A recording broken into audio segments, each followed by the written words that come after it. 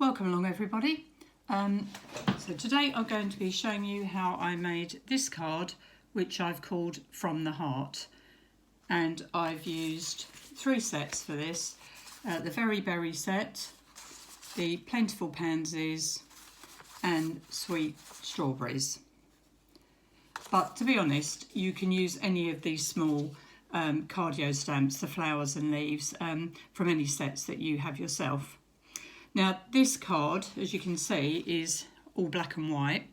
I'm going to be using my versafine onyx black for this one. It's a good ink to use because versafine, as it in its name, picks out the fine detail of the stamp, so it's very good for this type of work. If you've got the versafine Clair, it's the same ink, it's just a refined version. But any black ink will do. If you're working with wetter inks, just be a little bit careful as you're stamping that you don't smudge. The ink pad I'm using today is quite an old one, so yeah, just be aware of that. So I'm going to start off with the medium-sized pansy from the pansy set, and I'm going to ink this.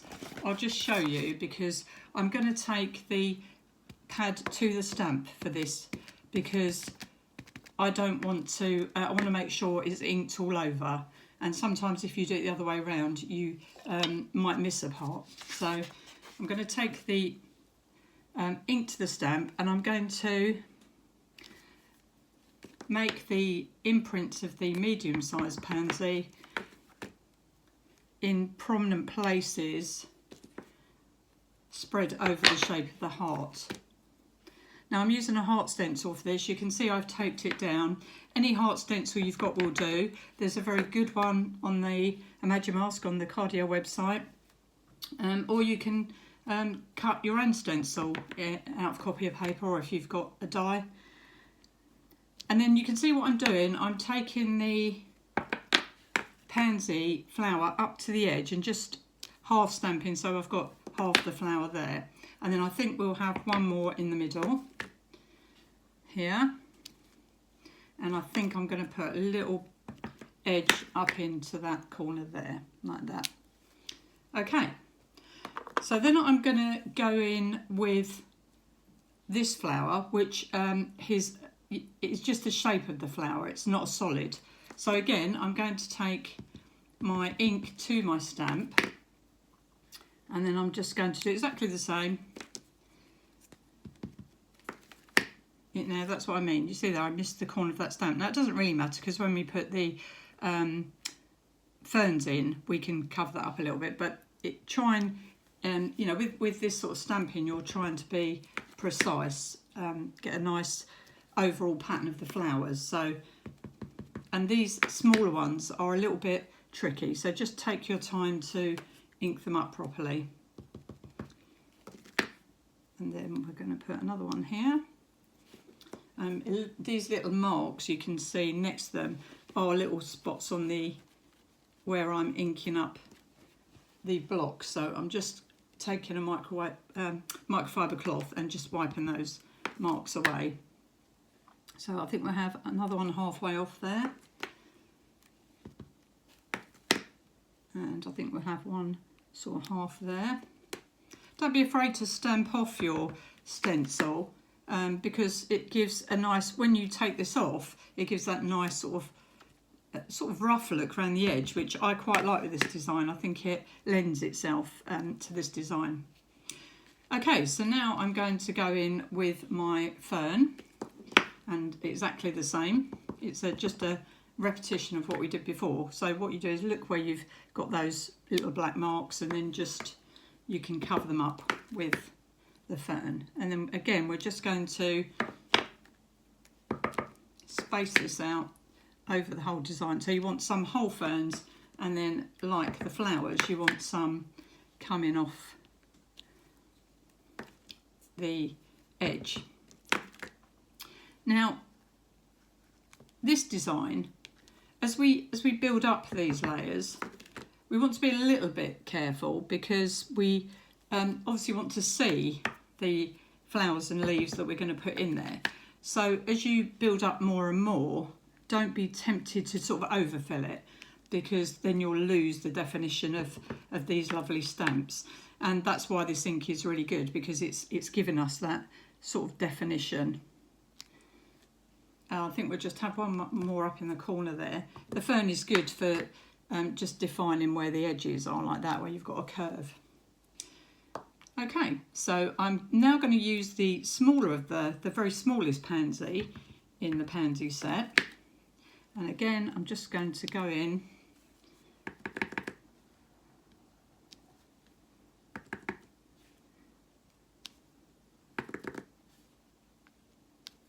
like that. So you can see we're just filling up these areas.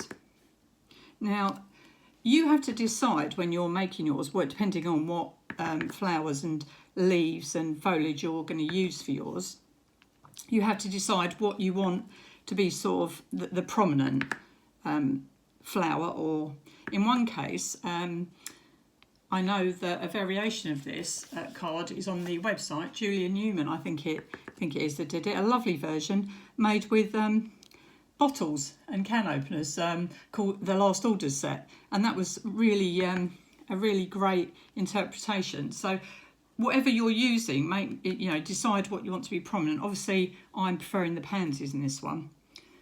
So I think we've done enough with the flowers now. We have got a solid flower, which I will just add a few of. I don't want too many because the pansy is quite a solid flower. So I'm just going to do a couple of these. Do you see the difference though? It does make quite a difference, the solid flower. I'm going to put one up there. And I think maybe, so look at your work and see where you can see some gaps. I think that'll do. And now I'm going to go in with the frond. I'll call it a frond. I don't think that's a technical name, but and then we're just going to do like we did with the fern. So this is a much more delicate piece of foliage, it's less solid than the fern. So we can get away with, if it hits one of the flower edge or something, it doesn't matter so much. Can you see? Because you can sort of see through it. So, just think about that when you're selecting, what you're going to use to actually stamp yours. Because if you pick things that are really solid, it's all going to look the same. You want to try and alternate between solid and delicate. I know most of Wendy's sets have got fantastic, that's what's lovely about them. You not only get the bigger stamps, but you get lots of lovely smaller stamps. So, the world's your oyster, really. And what I love to do when I've made these videos, it's really lovely for me to see all your interpretations. So now I'm going to go in with this is the smaller of the leaf stamps. So I've got a big one and a small one. Actually, I think I'm going to use the bigger one first. So this is quite big, so I've just got to be a bit careful where I put it. Let me just re-stamp that there. And there's a bit of a gap there. And I'm just going to have it coming over the edge there. And just the tip of it there. So you think these little bits don't matter, but when you take off the stencil, you'll see that they make up the edge of the heart. So it is quite nice to have them there. And then I'm going to go in with the smaller leaf, and obviously because it's smaller, we've got more opportunity to fit it in. Obviously, turn your if you're using an acrylic block like I am, just keep turning it so they're not all facing the same direction. Or if you've got one of the rods, that's ideal because you can twist that around as you go. Wendy demonstrates that in her videos. And then I think we're just going to put one right down the bottom there, one up there, one in the middle. And let's have a look there. Right, and now I've got another frondy thing. Now this one has got 3 branches and then 3 solid at the end. So again, just be a little bit careful where you put this. Make sure there's a gap for it. Do you see what I mean? So because it's the ends of it are solid, going to be solid black, and obviously black is quite unforgiving. So you know, if you go over and over it, you'll just cover up the work you've done already. Now, in some cases, it doesn't matter. So where we're covering up the fronds, it doesn't really matter. But we don't really want to cover up too much of the detail because it will just look like a horrible mess then. And I'm going to put one more in that gap there. And I think we might have one up here. Now, if you can see, I've deliberately left a little bit of a gap here because when I put the mice on, I want it to look like the mice are ready to fill in that little gap. So I'm going to have another look at it, and I'm going to think, you know, where would I think we could just fill in a bit. And I'm going to take my solid flower, and I'm just going to put one here. I'm going to go back up here, I think, and there, and on the side here. And then I'm just going to take the frond again and just start filling in some of those places where the gap.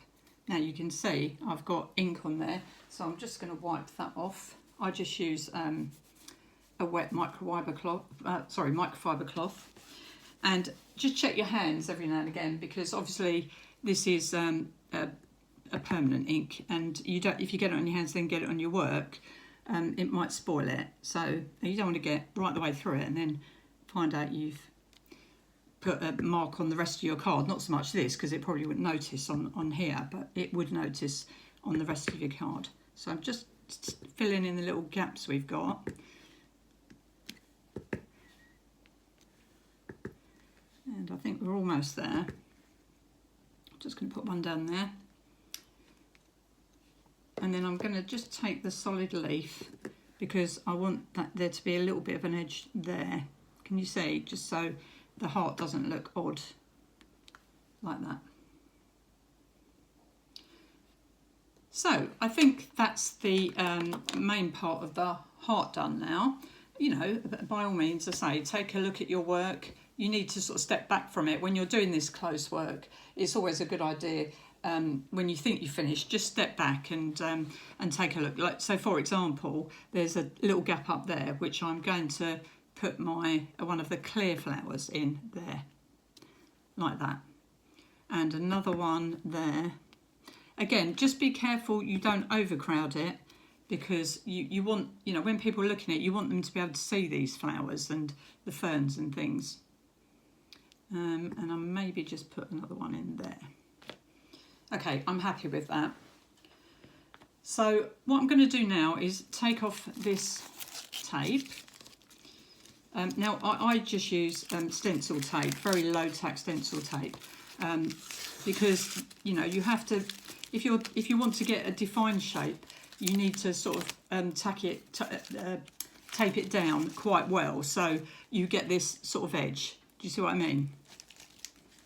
Okay, so we've removed that, and now we're going in with our lovely mice. Now again, Wendy's mice are famous. They bring character to really anything you're doing. So, you know, I haven't been specific about the sets you use. You can choose whichever sets you want to. Although, obviously, bear in mind, like, so for example, I want my little mouse to face this way. So make sure when you're stamping, you've picked a mouse that's going in the right direction. So I've inked him up, and we're just going to put him there, just press down. And then I'm going to just wipe my hands again, because now we're dealing with the card that's mainly white, apart from the heart, so obviously I don't want to mess it up now. And then I'm going to take one of the mouse that could be sort of almost lying down across, and I'm going to put him on the edge there, like that. And then one more,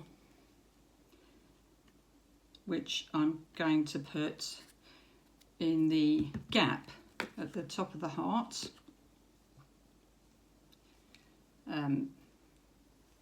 Sorry, I've just got to find the right mouse. Typical. There he is. So I've just got to put him on the block, ink him up, and then he's going to sit in this little well here, like that.